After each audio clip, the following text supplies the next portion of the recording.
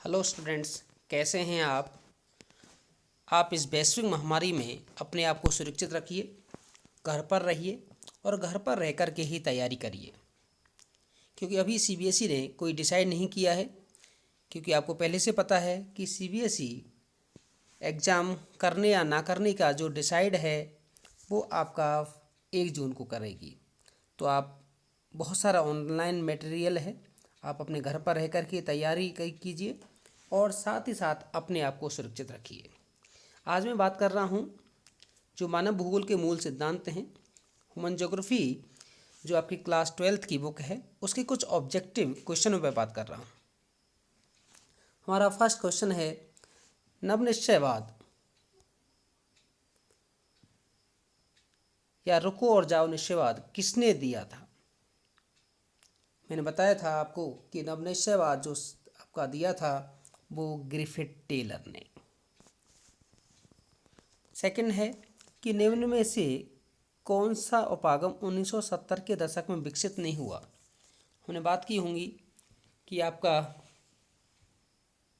कई सारे जो मानव भूगोल की विकास यात्रा है उसमें बात की होगी, और 1970 के दशक में 3 आपके उपागम अप्रोचेज आए, मानवतावादी, अमूलवादी, व्यवहारवादी, अर्थात नव निश्चयवाद है इसमें नहीं हुआ था। थर्ड है, व्यवहारवादी भूगोल सामाजिक विज्ञान के किस विषय से जुड़ा है? तो वो है आपका मनोविज्ञान, साइकोलॉजी से आपका जुड़ा हुआ है। नेक्स्ट है, 21वीं शताब्दी के प्रारंभ में विश्व की जनसंख्या कितनी दर्ज की गई? देखिए, 21वीं शताब्दी में 600 करोड़ 600 करोड़ पॉपुलेशन थी। क्योंकि 1987 में ही जो वर्ल्ड की पॉपुलेशन है वो 5 करोड़ हुई, और तभी से हम विश्व जनसंख्या दिवस 11 जुलाई को मनाते हैं। और उसके बाद है जो आपका 1999 में 600 करोड़ जनसंख्या हुई। ठीक है, तो आपकी 21वीं शताब्दी में विश्व की जनसंख्या कितनी थी? 600 करोड़, या उसको कहा जाए 6 अरब। अब नेक्स्ट है, आपका जॉर्ज वी क्रेसी ने किस महाद्वीप के संदर्भ में कहा है कि बहुत अधिक स्थानों पर कम लोग और कम स्थानों पर बहुत अधिक लोग रहते हैं? आप बताइए किस महाद्वीप में ऐसी स्थिति है? तो वो है आपका एशिया। नेक्स्ट है, विश्व की जनसंख्या का 90% 90% कितने भूभाग पर रहती है? तो विश्व की 90% जो भूभाग पर है, विश्व की 90% जनसंख्या है 10% भूभाग पर ही रहती है, और 90% जो आपका एरिया है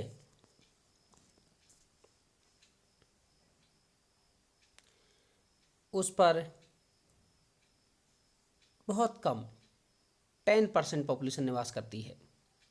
फिर किस महाद्वीप में सर्वाधिक जनसंख्या घनत्व पाया जाता है? तो वो आपका एशिया महाद्वीप। फिर है, निम्न से किस महाद्वीप में निम्न जनसंख्या घनत्व पाया जाता है? तो वो आपका इसमें ऑप्शन है उत्तरी अमेरिका, दक्षिण अमेरिका, यूरोप, अफ्रीका। तो आपका उत्तरी अमेरिका। नेक्स्ट है, अफ्रीका की कटंगा तामा पेटी किस देश में स्थित है? तो एक आपका अफ्रीका का नीचे कंट्री है जाम्बिया, उसमें है। नेक्स्ट है, कोबे ओसाका औद्योगिक प्रदेश किस देश में स्थित है? तो ये जापान का औद्योगिक प्रदेश है। जनसंख्या की वास्तविक वृद्धि क्या है? देखो, इससे पहले मैं एक बात और पूछता हूँ कि प्राकृतिक वृद्धि क्या होती है, जिसमें जन्म और मृत्यु का अंतर ही क्या होती है? प्राकृतिक वृद्धि। लेकिन जब जन्म और मृत्यु में आपकी आप्रवास और उत्प्रवास अर्थात प्रवास को शामिल कर लिया जाए तो उसे क्या कहलाती है? वास्तविक वृद्धि दर। तो आपका जन्म माइनस मृत्यु प्लस आवास आप्रवास माइनस उत्प्रवास। फिर है 12 क्वेश्चन, विश्व की जनसंख्या को 5 अरब से 6 अरब होने में कितना वर्ष लगे? मैंने अभी बताया था 1987 में है जो वर्ल्ड की पॉपुलेशन थी 5 अरब थी, और 1999 में है कितनी हुई? 6 अरब।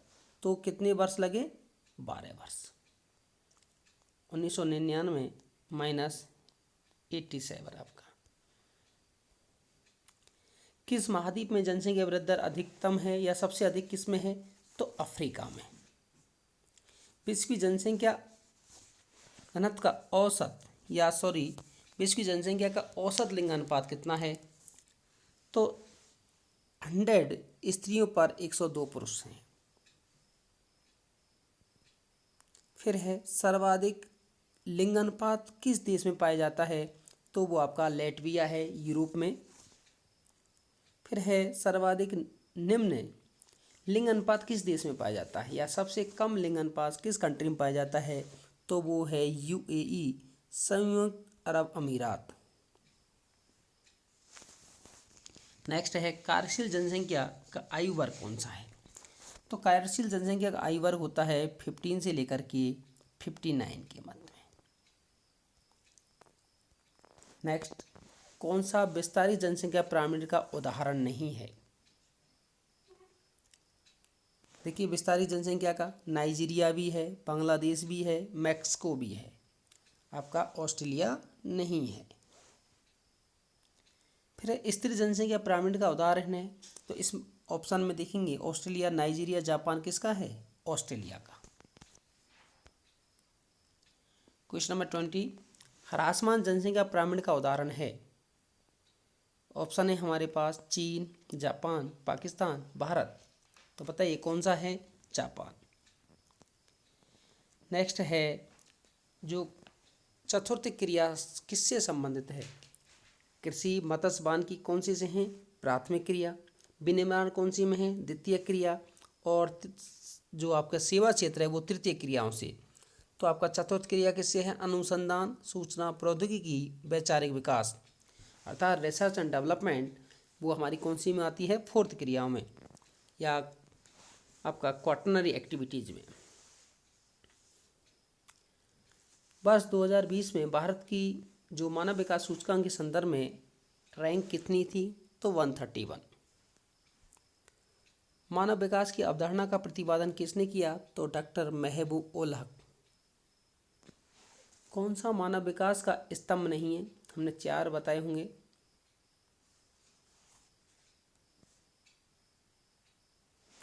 समता है, सतत पोषणीयता है, उत्पादकता है, और आपका एक सशक्तिकरण होता है। कौन सा उपागम नहीं है? तो क्षमता, या आपका स्तंभ कौन सा नहीं है, पिलर कौन सा नहीं है? तो क्षमता उपागम। फिर है 25, कौन सा एक मानव विकास का उपागम नहीं है? उपागम 4 हैं आपके। आय उपागम है, कल्याण उपागम है, आधारभूत आवश्यकता उपागम है, क्षमता उपागम है। तो इसमें सशक्तिकरण, और जब सशक्तिकरण क्या है? आपका मानव विकास का स्तंभ है। फिर है एसडीआई के सूचकांक कौन सा नहीं है? स्वास्थ्य है, शिक्षा है, संसाधनों तक पहुंच, प्रसन्नता है, वो नहीं होता है। नेक्स्ट है एसडीआई के लिए कौन सा स्कोर प्रयोग में लिया जाता है? बताइए, जो मानव विकास सूचकांक है उसका स्कोर कितना हो सकता है? 0 से लेकर के 1 के मध्य। जितना 1 के नज़दीक होगा वहाँ का उतना ही मानव विकास सूचकांक अधिक माना जाएगा, जितना 0 के निकट होगा वो उतना ही कम। अब बताइएगा, अमर सेन ने कौन सा उपागम दिया, या किस उपागम का संबंध प्रोफेसर अमर सेन से है? और वो थे क्षमता उपागम। अंतर्राष्ट्रीय श्रम संगठन इंटरनेशनल लेबर ऑर्गेनाइजेशन आईएलओ ने कितनी न्यूनतम आवश्यकताओं को प्रस्तावित किया? 6 आवश्यकताओं को किया था, 6। आईएलओ के अनुसार निम्न से कौन सी न्यूनतम आवश्यकता नहीं है? स्वास्थ्य भी है, आवास भी है, जलापूर्ति है, परिवहन नहीं है। यूएनडीपी किस वर्ष से प्रतिवर्ष मानव विकास रिपोर्ट जारी करता है? तो 1990 से, 1990 से।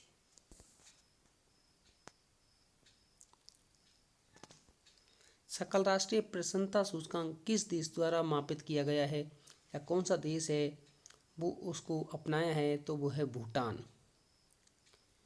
नेक्स्ट है कौन सा देश सर्वोच्च मानव विकास सूचकांक वाला है? तो वो नॉर्वे है। भारत मानव विकास के किस स्तर के अंतर्गत आता है? तो भारत मध्यम मानव विकास सूचकांक वाले देशों में आता है, क्योंकि भारत का जो मानव विकास सूचकांक है 0.647 है।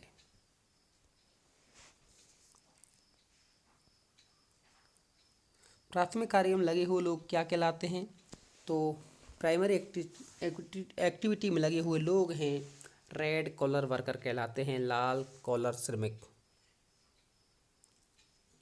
द्वितीय क्रियाकलापों में लगे हुए लोग ब्लू कॉलर वर्कर कहलाते हैं।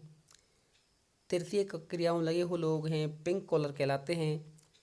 पंचम क्रियाओं में लगे हुए लोग हैं वो आपका गोल्ड कॉलर वर्कर कहलाते हैं। चतुर्थ क्रियाओं में लगे हुए लोग वाइट कॉलर वर्कर कहलाते हैं। तो इन चीज़ों को ध्यान रखेंगे।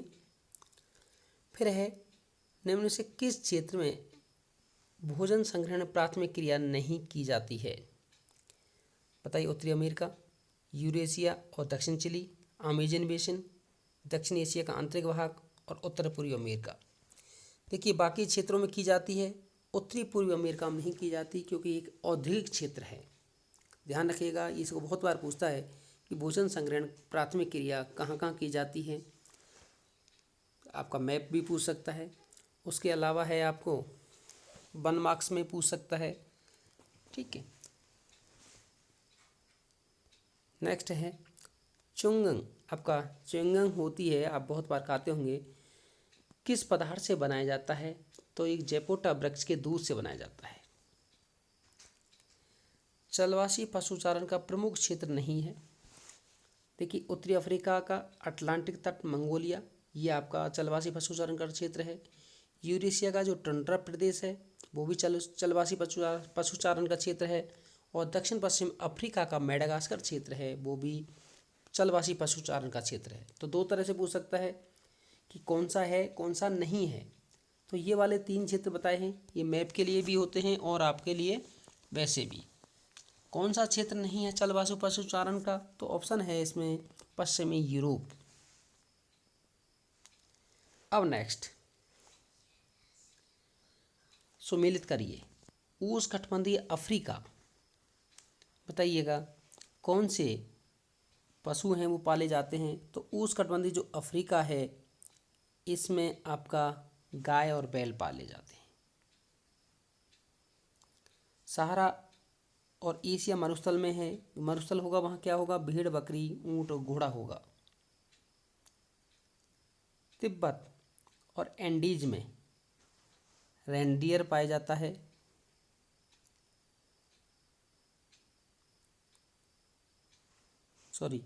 तिब्बत और एंडीज में याक और लामा पाला जाता है। और आर्कटिक क्षेत्र में रेंडियर, आपने पढ़ा होगा एस्किमो जो लोग हैं वो रेंडियर को स्लेज गाड़ी को खींचते हैं। नेक्स्ट है वाणिज्यिक पशुपालन निम्न से किस क्षेत्र में नहीं किया जाता है? ऑस्ट्रेलिया न्यूजीलैंड में भी किया जाता है, अर्जेंटीना यूरुग्वे में किया जाता है, यूएसए में किया जाता है, दक्षिण पूर्वी एशिया में नहीं किया जाता है। नेक्स्ट है आदिमकालीन निर्वाह अथवा स्थानांतरित कृषि किस भाग में नहीं की जाती है? मध्य अफ्रीका में की जाती है, दक्षिण मध्य अमेरिका में की जाती है, दक्षिण पूर्वी एशिया में की जाती है, उत्तरी पूर्वी आपकी अमेरिका में नहीं की जाती। अब नेक्स्ट है मिलान करने वाले फिर कि जो स्थानांतरित कृषि होती है उसको अलग अलग क्षेत्रों में किस नाम से जानते हैं।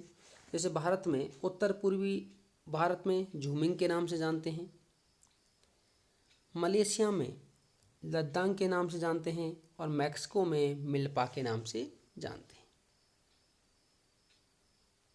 नेक्स्ट चलिए ब्राज़ील में कॉफ़ी के बागान को किस नाम से जानते हैं? आपको बहुत बार क्वेश्चन आता है ये, तो वो कौन सा है? फेजेंडा। निम्न से कौन सी एक रोपण फसल नहीं है? रोपण फसल जिसमें पौध रोपे जाते हैं, कपास, गन्ना, केला, अर्थात मक्का नहीं है। ये सभी एक चीज़ ध्यान और रखिएगा, रोपण फसल में इसमें गन्ना और केला तो हैं लेकिन आपका कपास और मक्का नहीं है। फिर सुमेलित कीजिए। स्टेपीज जो घास के मैदान हैं वो कहाँ पाए जाते हैं? स्टेपीज यूरेशिया में। प्रेरीज प्रेरीज जो घास का मैदान है वो उत्तरी अमेरिका में।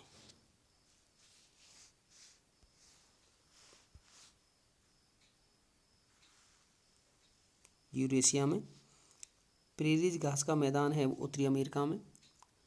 उसके बाद में है आपका पंपास। अब बताइएगा मुझे कि पंपास कहाँ पाए जाते हैं?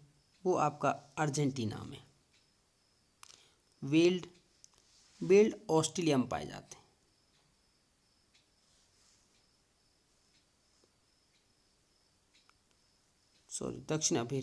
दक्षिणी अफ्रीका में। और डाउन्स हैं वो आपके ऑस्ट्रेलिया में पाए जाते हैं। और कैंटरबरी का मैदान है वो न्यूजीलैंड में, अर्थात ये ऑप्शन आपका। निम्न से कौन सा मिश्रित कृषि का क्षेत्र नहीं है? उत्तरी पूर्वी अमेरिका में मिश्रित कृषि की जाती है। मिश्रित कृषि जहाँ कृषि और पशुपालन साथ साथ किए जाते हैं। उत्तर पश्चिम यूरोप में की जाती है। दक्षिणी महाद्वीप के समशीतोष्ण जो अक्षांश वाले क्षेत्र हैं वहाँ की जाती है, लेकिन दक्षिण पूर्वी एशिया में नहीं की जाती। नेक्स्ट है, निम्न से कौन सा डेयरी कृषि का क्षेत्र नहीं है? ये मैप में बहुत बार पूछता है। तो उत्तर पश्चिमी यूरोप है, कनाडा है, ऑस्ट्रेलिया न्यूजीलैंड है, पूर्वी एशिया में नहीं की जाती। नेक्स्ट है विटीकल्चर। अंगूरों की खेती को विटीकल्चर कहा जाता है, ध्यान रखिएगा। भूमध्यसागरीय कृषि का प्रमुख क्षेत्र नहीं है। दक्षिणी कैलिफोर्निया है, मध्यवर्ती चिली भी है, दक्षिण अफ्रीका का दक्षिण पश्चिम भाग भी है, लेकिन मध्य अफ्रीका नहीं है। नेक्स्ट है सहकारी कृषि सबसे अधिक किस देश में सफल रही है? ये आपका डेनमार्क में, यूरोप की कंट्री है। अब दूसरा है सामूहिक कृषि को सोवियत रूस में क्या कहा जाता है? तो कोलखोज कहा जाता है। क्वेश्चन नंबर 54, विनिमय के अंतर्गत निम्न में से कौन सी सुविधा सम्मिलित नहीं है? विनिमय व्यापार होता है, परिवहन होता है, संचार होता है, लेकिन उत्पादन नहीं होता है। विनिमय अर्थात वस्तुओं का आदान प्रदान ही क्या कहलाता है? विनिमय कहलाता है। अब वस्तु का जो आदान प्रदान है वो व्यापार भी होता है। आदान प्रदान आपका परिवहन के माध्यम से भी, संचार के माध्यम से भी, तो आपका ये कहलाएगा। नेक्स्ट है समान समय में पहुंचने वाले स्थानों को मिलाने वाली रेखा क्या कहलाती है? आइसोक्रोन समकाल रेखा कही जाती है। नेक्स्ट है संचार में निम्न से किसको सम्मिलित नहीं करते हैं? शब्द और संदेश को करते हैं, विचार भी होते हैं, तथ्य भी होते हैं, अर्थात इंटरनेट को शामिल नहीं करते हैं। नेक्स्ट है डब्बा वाला सेवा किस महानगर में प्रचलित है? तो मुंबई। नेक्स्ट है कौन से आवधिक बाजार की विशेषता नहीं है? जो साप्ताहिक वगैरह बाजार लगते हैं या 15 दिन में जो बाजार लगते हैं, हाट बाजार, उसकी कौन सी विशेषता नहीं है? पहली चीज़ है पाक्षिक बाजार होते हैं, निश्चित तिथि और दिन को होते हैं, विशिष्ट क्षेत्र को सेवा देते हैं, कह रहा है वस्तु महंगी होती है, ये नहीं है, ये विशेषता नहीं पाई जाती। नेक्स्ट है केपीओ का फुल फॉर्म क्या है? तो मैंने बताया होगा नॉलेज प्रोसेसिंग आउटसोर्सिंग। बीपीओ का full form business process outsourcing. Next है बाह्य स्रोतन की विशेषता नहीं है। देखिए बाह्य स्रोतन क्या है? दक्षता को सुधारता है, लागत को कम करता है, और किसी ठेका है किसी बाहरी कार्य या कंपनी को देता है, या कार्य किसी अन्य अभिकरण के द्वारा कराता है, तो विनिर्माण का कार्य नहीं करते हैं, वो विशेषता इसकी नहीं होती है। किस देश में नगरीय क्षेत्र को परिभाषित करने के लिए जनसंख्या का आंकड़ा का मापदंड 30,000 बना? देखिए हर देश में अलग अलग बताया था हमने। कहीं पर 250 व्यक्ति प्रति अगर व्यक्ति रहते हैं तो उसे नगर कहा जाए, कहीं पर 300 है। भारत में 5,000 न्यूनतम क्षमता वाले जो क्षेत्र है उसको हम नगरों की श्रेणी में रखते हैं, और जापान ने रखा है 30,000 वाले। तो किसका है? आपका जापान। मेगालोपोलिस की संकल्पना किसने थी? तो जीन कॉटमैन। नेक्स्ट है कैनबरा नगर की योजना किसने बनाई? तो आपकी वाल्टर ग्रिफिन। सन्नगर शब्द का प्रयोग किसने किया? तो पैट्रिक गेडीज ने किया। चीन का प्रमुख नगर शंघाई है। विश्व की पहली मेगा सिटी मैंने बताया होगा न्यूयॉर्क। और विश्व का पहला मिलियन सिटी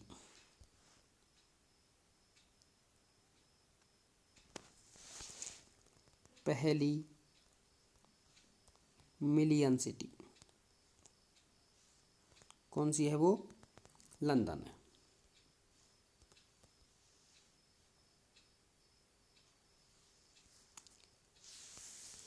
अफ्रीका महाद्वीप का सर्वाधिक क्षेत्रफल वाला देश अल्जीरिया है। और अफ्रीका महाद्वीप का सर्वाधिक जनसंख्या वाला देश नाइजीरिया है। नेक्स्ट है आज की इस क्लास का लास्ट क्वेश्चन है, वास्तव में शहर उच्च तथा अधिक जटिल प्रकार के सहचारी जीवन का भौतिक रूप है। किसने दिया है? तो लेविस मम्फोर्ड ने। किसने दिया है? लेविस मम्फोर्ड ने। ये था आज हम ऑब्जेक्टिव क्वेश्चन पे बात की थी। आपको पसंद आया होगा। आप देखिए, जहाँ भी कोई समस्या हो तो मुझे बताइएगा। मैं अगले वीडियो में है आपको और आपके ऑब्जेक्टिव क्वेश्चन लेके आऊँगा। उसमें ह्यूमन ज्योग्राफी के और सारे जो जितने हमारे छूटे हुए हैं उन क्वेश्चन पर बात करेंगे। और हमारी जो सेकंड बुक है इंडिया वाली, उसमें भी हम बहुत सारे क्वेश्चनों पर बात करेंगे ऑब्जेक्टिव, जिससे कि हमारा ऑब्जेक्टिव को आप कर लेंगे, जिससे हमारा कुछ मैप के पोर्शन भी इससे कंप्लीट होता है। कुछ हमारे जो आपके लॉन्ग आंसर वाले क्वेश्चन हैं वो भी हमारे सॉल्व होते हैं।